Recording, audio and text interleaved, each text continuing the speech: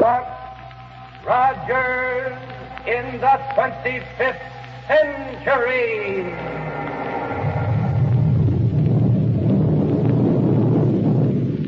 And the shower of silver dollars from Popsicle Pete's Money Box.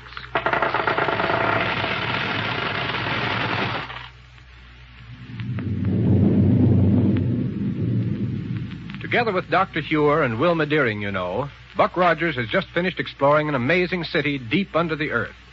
Exploration made possible by Dr. Hewer's invention of a mechanical mole, a huge machine capable of burrowing its way through the ground. As we pick up our story now, we find them aboard the mechanical mole as it slowly but surely works its way back up toward the surface. Here we go, 500 years into the future.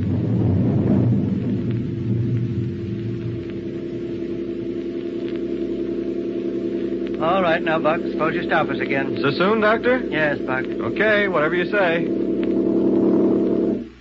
I want to check on the stratification of the ground we're going through. To see if you can tell how near the surface we are, Doctor? Yes, Wilma. But I can't do it while we're moving because of the glare from the heat ray in the nose of the machine. If it weren't for the heat ray to melt the ground ahead of us, all the non-recoil energy in the world wouldn't move this machine. Let me see now. I'll have to turn on the forward search beam again.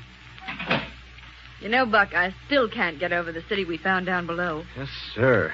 Gold and radium all over the place. As common to the people living down there as steel and impervium are to us. Mighty fine people, too. Well, my observations indicate that we've only a very short distance to go to reach the surface. So let's get underway again. Surest thing you know. Anything to indicate whether we're on the same course we held on the way down? I'm quite sure we are. Approximately, at least. Oh, good. Then we won't need to worry about coming up under any buildings. No, I'm quite certain we'll find ourselves on the landing field of the Niagara Municipal Spaceport, the place from which we started our underground exploration. Good. Well, here we go. That's funny. What's the matter, Buck? I don't know, sir. We don't seem to be making any progress. Something wrong with the mechanism of the mechanical mole? No. Something seems to bar our way. What? Wait, I'll turn on the forward search beam again and see what's in front of us. Well, Buck? Come up to this metalloglass window and look, will you? Sure. Hey, Buck. See? The nose of our mole is smack bang up against a black, shiny surface of some kind. Well, yes. Wonder what it can be. Looks like regular metal of some kind, doesn't it? Yeah. Can't be anything very big, though, or we'd have run into it on the way down. If we're on the same path we took before. I'm sure we are, Wilma. Now, wait a minute. Let's see if we can push it out of the way.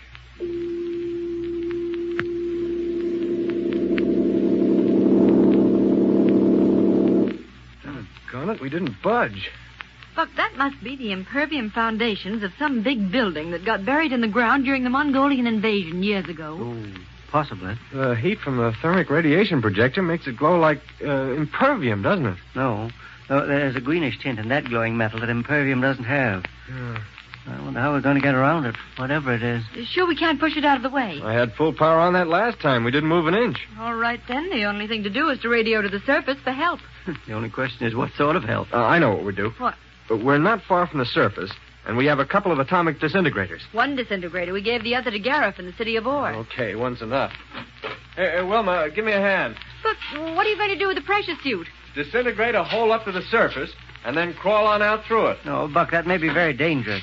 We know we're near the surface, but we don't know how near. Well, that's something I'll be able to tell you all about in a few minutes. Now, suppose a cave-in should occur while you're blasting your way through the ground. This pressure suit will protect me. But if you lose the one disintegrator you have, if it gets knocked out of your hand... Now, stop worrying, Doctor. Somehow we got to get back to the ground level. We know from past experience that there's no use trying to move the mole against an obstacle like that out there, so... All right, but be very careful every step of the way. Sure. What I'll do is blast my way around that barrier, whatever it is, and then head as nearly straight upward as possible. The inertron lifting unit in this uniform will keep me floating up. Then, as soon as I reach the surface, I'll take off this cast iron suit and commandeer a spaceship at the municipal spaceport. Good. If our calculations are correct, it wouldn't be far from where you emerge. And then what do you think you're going to do? Well, a lot will depend on how deep this mechanical mole is lying. If only a few hundred feet, I'll swing a spaceship up into the air high enough to aim down a long-range disintegrator and blast away a big hole.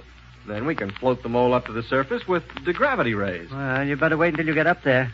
We'll be in touch with you by radio all along, and then it'll be the time to decide what should be done. Right, sir. Buck, I'm not going to let you go. Huh? It's too dangerous. Oh, now listen, Wilma. There's no telling what you may run into between here and the surface. Nothing more serious than a few straight of water sand, and this pressure uniform will protect me against any possible cave-in. Buck. We can't stay here underground forever. Here, now, help me get into this thing and fasten the helmet on.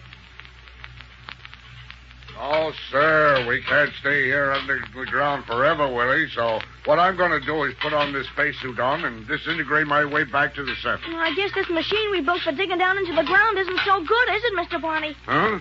What do you mean it ain't no good? Just on account of we got us stuck against something down here? Well, I'll bet Dr. Ewer's machine is getting along all right. Yeah, and this here now one's going to be all right, too. Why, I bet it's twice as big as Dr. Ewer's. Well, that's just the trouble. It's so big. Here, help me get onto this space helmet. And I'll be all organized out to disintegrate a big hole back to the surface. No, sir, Mr. Barney. I'm not going to let you do it. Huh? What are you talking about? It's too dangerous. Dangerous? For me? Like Barney? Yes, sir. There's no telling what you may run into out in that ground out there. Ain't nothing to run into except maybe a couple of layers of sandy water or watery sand or something or two. What if the hole you disintegrate out should collapse all over you? I won't let it. I'll use this here disintegrator with a broad beam focus. Huh? I mean a broad beam focus. Oh, a broad beam focus. Well, ain't that what I said? A broad beam... Well, that's what I'm going to use anyhow. But what if you should run into some wild animals or something? Wild animals? Yes, sir. What? There ain't no such thing as wild animals. They're running around in no solid ground. You know that, Willie. Well... And if I do run into it, why, I'll just blast them all to pieces with this here now disintegrator. Won't stop to ask no questions either. I'll just let them have it. Bing. I'll shoot first and ask questions afterwards. Oh, all right. Only what about me? What if something should happen to you? Don't you worry, Willie. No matter what happens, I'll see that you got took care of all right. Look, isn't there some way for us to get this big machine turned around so we can run it back up again? No. What I'm going to do is the only thing we can do.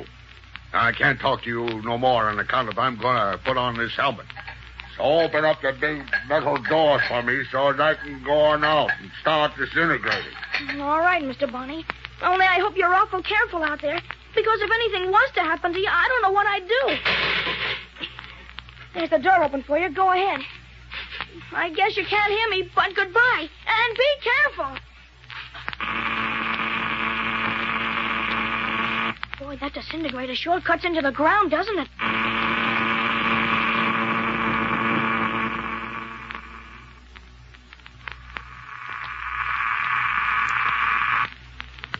Hey, that disintegrator certainly cuts into the ground out there, doesn't it, Doctor? Yes, it does, Wilma.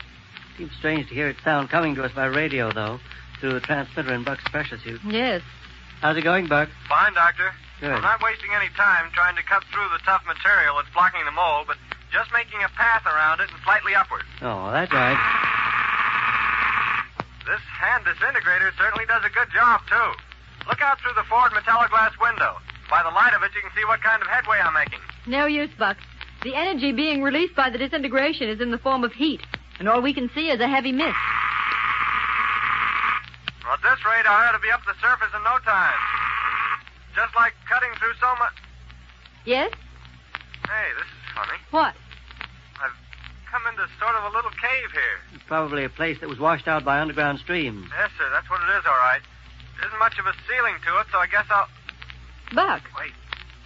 What is it, Buck?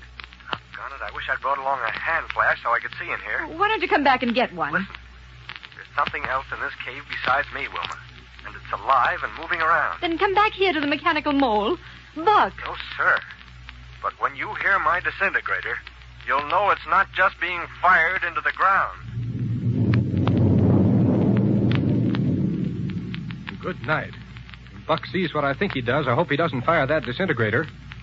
And Barney said that if he saw anything, he'd fire first and ask questions afterward. But now stand by for a few words from your favorite announcer.